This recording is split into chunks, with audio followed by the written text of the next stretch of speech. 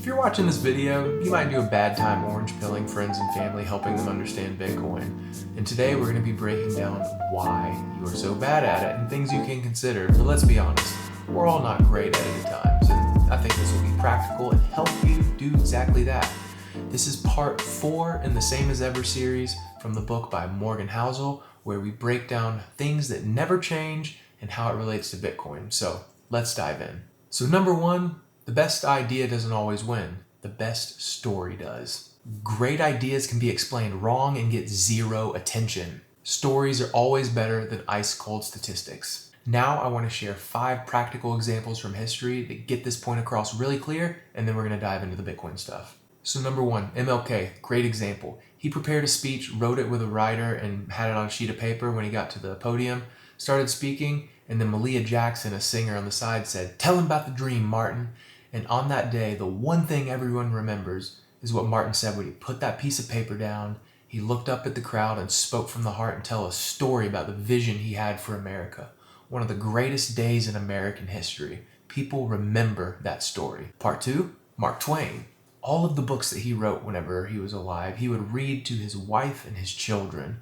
Whenever they would slowly lose attention, he would immediately get rid of those parts and change them. And whenever he would see their face light up, he would double down and go down that path a bit further, proving that great storytelling makes a massive difference. Bill Bryson is an author and academic who wrote a book about the body, essentially an anatomy book, and he had no new discoveries and no new information in his book. But whenever he released it, it became a New York Times bestseller and a book of the year. Why? Because he told all of the information that was already known in a better way and is a good storyteller. You ever heard of Darwin? He did not discover evolution, but he sure as heck did a better job telling the story about it and wrote a better book, and he is the one who is remembered and given credit, hence the name Darwinism. And lastly, let's talk about the stock market. How do we value stocks?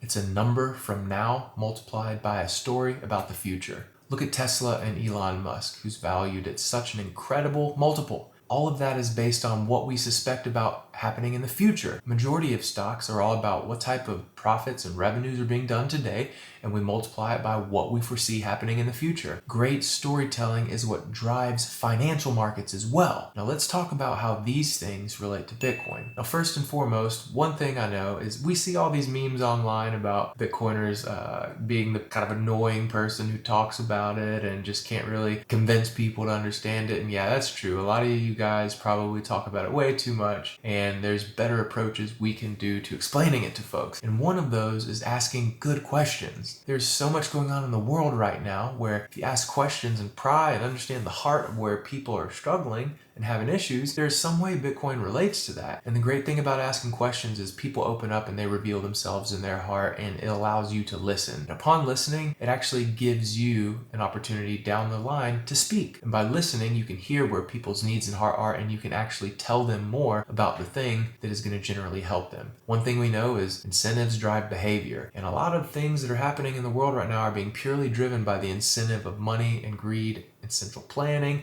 and being close to the money printer and having cheap debt. It's driving the cost of everything up. Home prices are up because of low interest rates. We have a shortage of homes. And even with interest rates being high, they're still expensive. And one thing we know Bitcoin is likely going to do is demonetize a lot of these assets. We have money in the world, we earn it, and then we go to spend it. And any money that we have left over, we're encouraged to invest. You know, everyone is now a pro investor. If you look at YouTube, if you're a YouTuber, the videos that make the most money for YouTube content creators are videos about finance. It's because everyone is just dying to figure out ways to get ahead, make more money, and have time in the future to live a better life. This is by no coincidence. It is because the money is being destroyed, and we have to do a better job as storytellers and as Bitcoiners to understand the heart of where people are and the problems they have, and explain Bitcoin in a way that directly relates to them and solves their problem. Telling everyone that there's limited supply, no one can print it and debase it, and it's money that you can carry across borders. It's impossible for people to stake. Bitcoin is money for enemies. Cool story, bro. But does that really relate to your neighbor or your mom or dad? No. The one compelling thing that we really need to consider and do in 2024 is understand the heart of where people are,